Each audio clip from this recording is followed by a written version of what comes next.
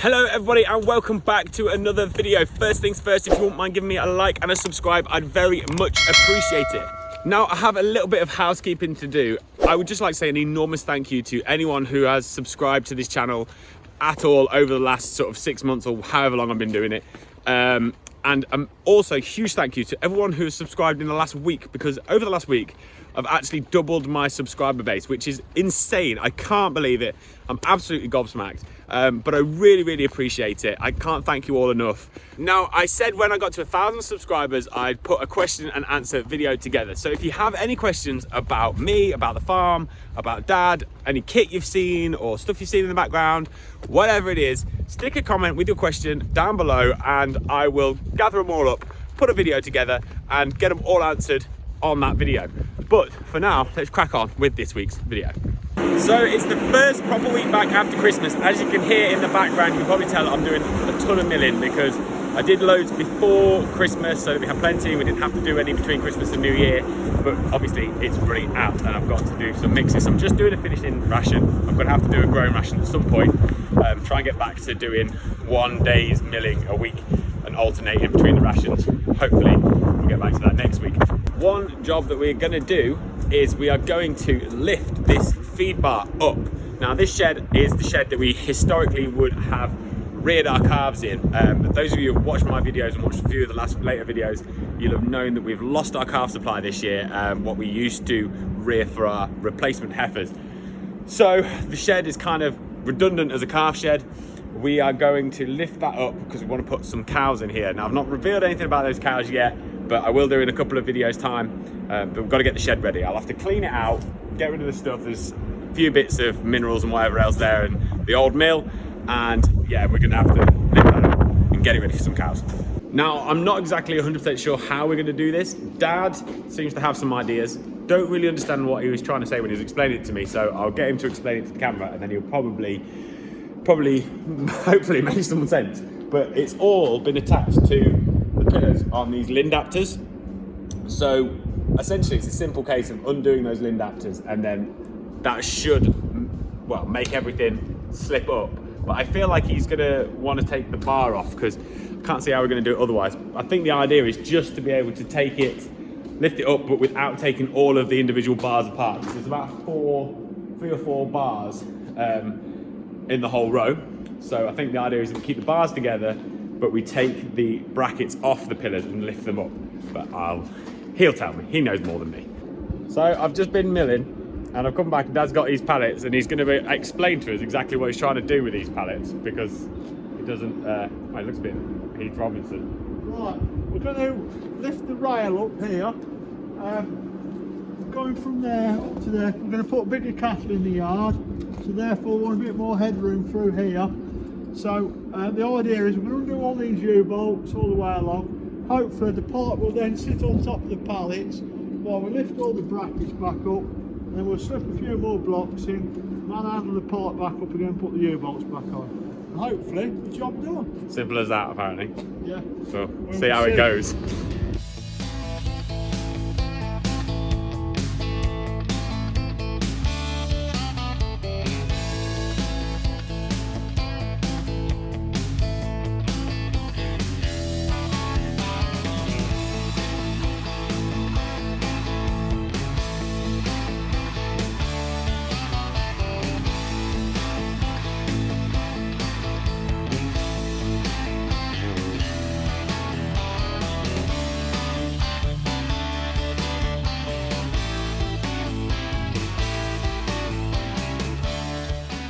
So that turned out to be a hell of a lot less painful than I thought it was going to be. I remember putting these poles in and they were so heavy and I just thought, I can't see how we're going to do this, but it didn't work out too bad. His idea of the pallets was not as bad as I thought it was. So we'll clean them up and potentially we'll fill some of those blocks in because just to make them a bit stronger, perhaps rebar them, fill them in with some cement, some concrete, whatever. And that should be super strong then and we'll be ready to fill it full of cows. Some of you who watched my last video will remember that I posted a picture of this board that was in the shed. And I'd just like to say a big thank you to Jack Lee and John Simpson who commented and gave me some information on how the board works and what kind of breed of cow it was. And so on and so forth. And John actually said that it could be an Ayrshire, a British Frisian, or a Dairy Shorthorn. And funnily enough, although we've Googled 1,000,001 times trying to find out information about this board, we can never find anything. But on Saturday evening, someone in our local village Facebook group posted a scrapbook that they'd found that somebody in the village had made in the 1950s and 60s. And in there was an article about our farm before we owned it. The guy before us was called Fred Genoway, and about essentially the dairy that he put in the parlour and everything else. He'd put his state-of-the-art parlour in for 70 cows, believe it or not, in 1956. I'll put the article on now so you can actually stop it, pause this, whatever, and have a look and read it if you want to. But in that article at the bottom, it talks about Topton Butterguy the Fifth, and that is the bull that board is of. So we actually know now, according to that article, that bull was in 1956 a 21-year-old British Frisian bull, and he was like one of the top bulls in the country. So really interesting. I'm going to get in touch with the Frisian Society and see if they want to take some pictures and archive that board, because I think it could be really interesting. So thank you to everyone who got in touch and commented about it. So I've just come round the back of the yard because tomorrow morning it's forecast to be -5, I think. So I'm going to take all the net wrap off the bales because it'll be stuck to there in the morning. I won't be able to get it off. Dad's just feeding the second lot of cows up the gangway, which you can see behind me. And we also tomorrow want to get rid of that scraping up muck, put that in the field, and clean out one end of the steers shed if it's frost enough to do so. While the frost can carry us, we're going to hopefully do that. So hoping, fingers crossed, the frost is strong enough so we can get something done.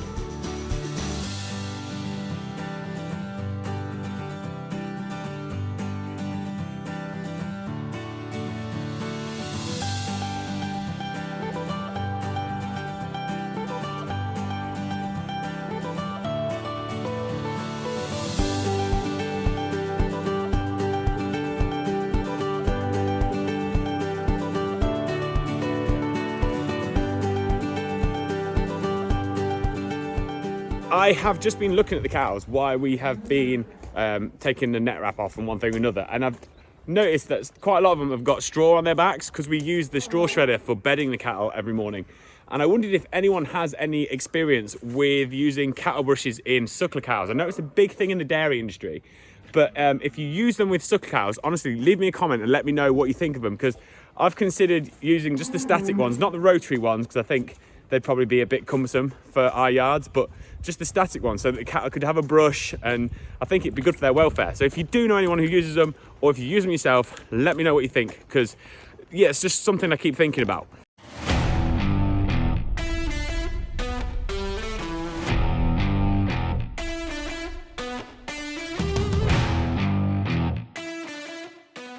So we're just moving the muck from there, scraping up muck. Dad's going to load it all in, and then we're going to have to move the steers from the far end of this shed here. I cleaned the trough out this morning. We'll take the far end steers out. We'll put them either in the gangway up the tilt shed there or the back gangway, and then we can clean out that shed. So hopefully this frost stays long enough to get it all done.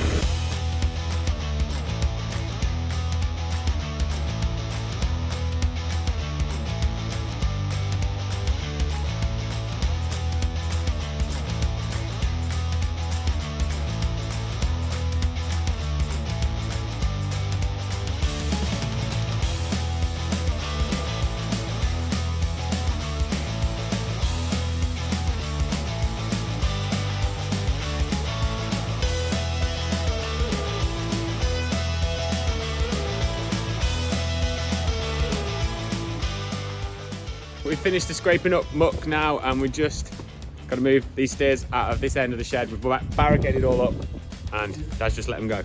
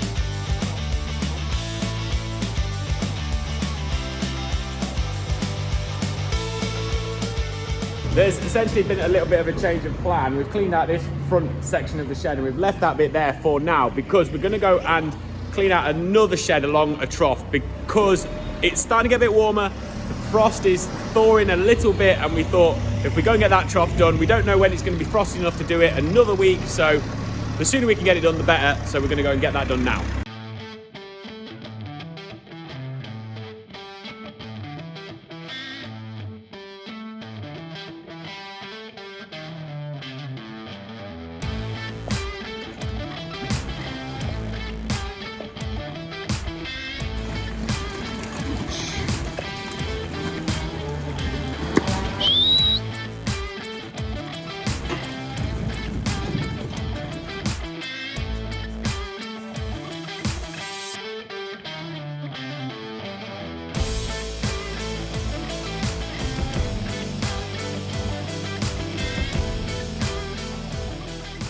We are pretty much done here now in this shed, so we'll run them cows back into there so they can stay in there then, and the trough is nice and clean. The reason why we clean this one out, I don't know if you can see on the video, but the concrete is actually about 2 foot higher in that shed because it used to be a silage pit. So there's not as much muck as what there looks, but it soon builds up around the trough. So that's why we wanted to get that one done. Once we've got that done, we'll get the bucket brush on and clean up all the yard, and hopefully everything will be nice and tidy then, and everyone will be happy.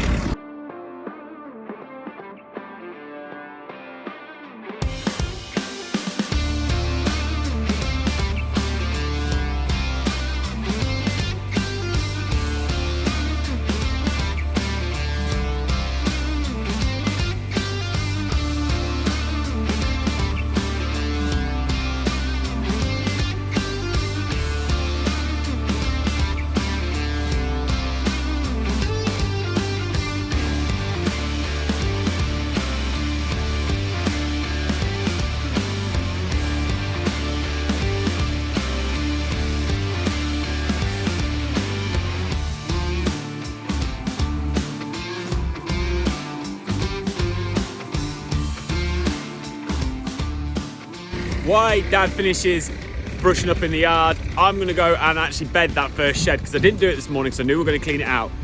So I've got some straw in the shredder ready. I'm going to go and bed it now.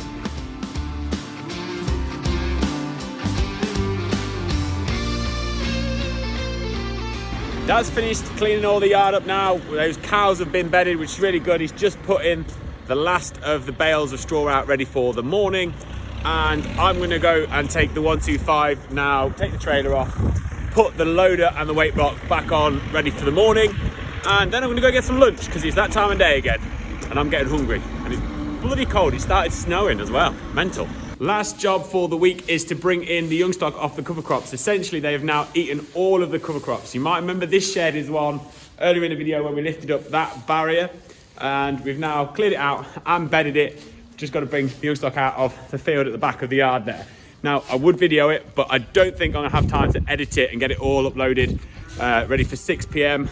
Now, those cows are not actually supposed to be going in that shed. The shed they're supposed to be going in is one that's up the top of the yard, still got some corn in, and we're waiting for the haulier to move it, so they're just going in there on a temporary measure. Remember though, if you have any questions that you want me to answer about the farm, about anything, about what my favourite food is, where I went to school, I don't know, I don't care. If you have any questions, stick them in the comments down below, get them to me however you want them, and I'll get them answered in the Q&A session. But that is it for this video. If you wouldn't mind giving me a like and a subscribe, I'd very much appreciate it, and thank you again to everyone who has subscribed over the last week and 6 months or whatever it is. See you all soon. Bye.